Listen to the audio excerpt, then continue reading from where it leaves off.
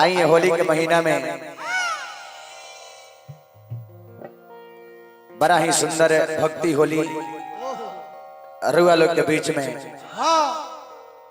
भक्त कहता ये है बबुआ हनुमत ले के अभी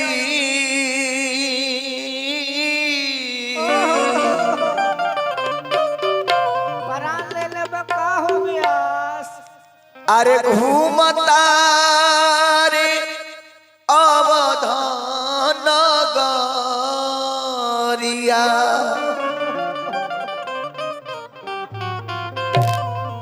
श्री हनुमान जी महाराज अबीर गुलाल लेकर के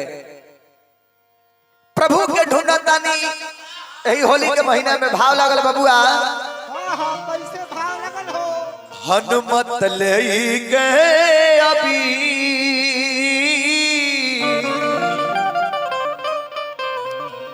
घूमता रे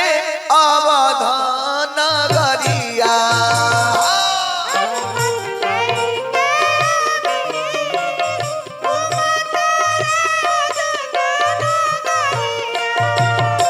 हनुमत ले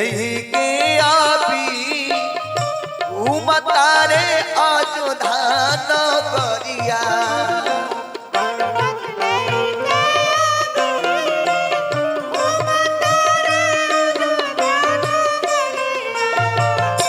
हनुमत ले के अबीर हनुमत ले के हो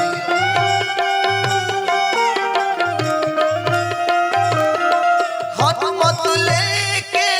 अबीर हनुमत ले के अभी घूमता रे अयोध्यान गरिया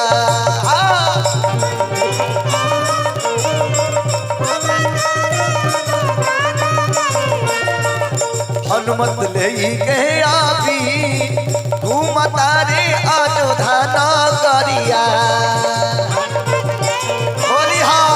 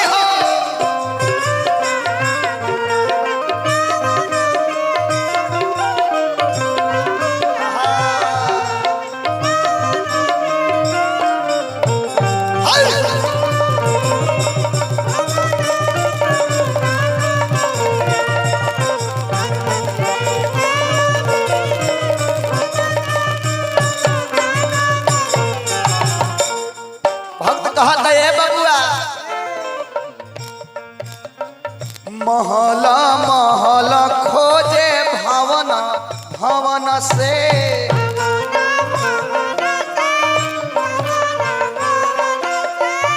कहीं नहीं दिखे रघुपति जी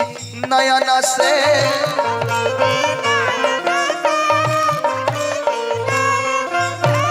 महला महला खोजे भवना भवन से कहीं नहीं दिखे रघुपति जी नयन से अब मन नहीं धरे मोरा धीर हो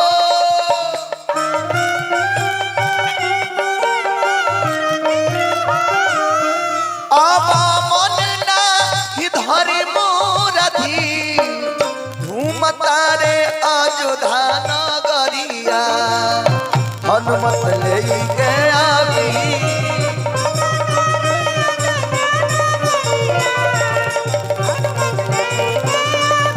घूमता रे अयोध्यान गरिया हनुमत ले के अभी भाव लगल बबुआ तो हनुमत ले के अभी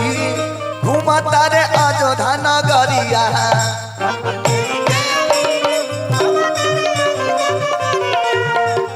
ले के अभी घूमता रे अयोध्या नगरिया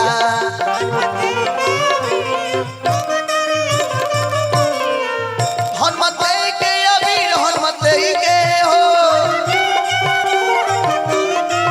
हनुमत के अभी हनुमत के अभी घूमता रे अयोध्या नगरिया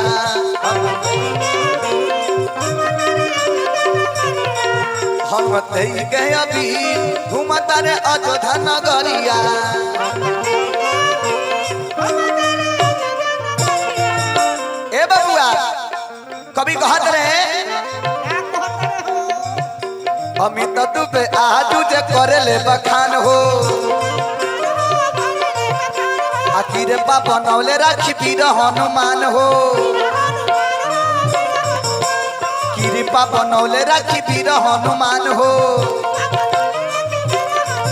अब भगतन के पूरा करी धीर हो अब भगतन के पूरा करी धीर घूमता रे अयोध्या नगरिया हनुमत के अभी घूमता रे अयोध्या नगरिया हनुमत के अभी घूमता रे अयोध्या नगरिया हनुमत के अभी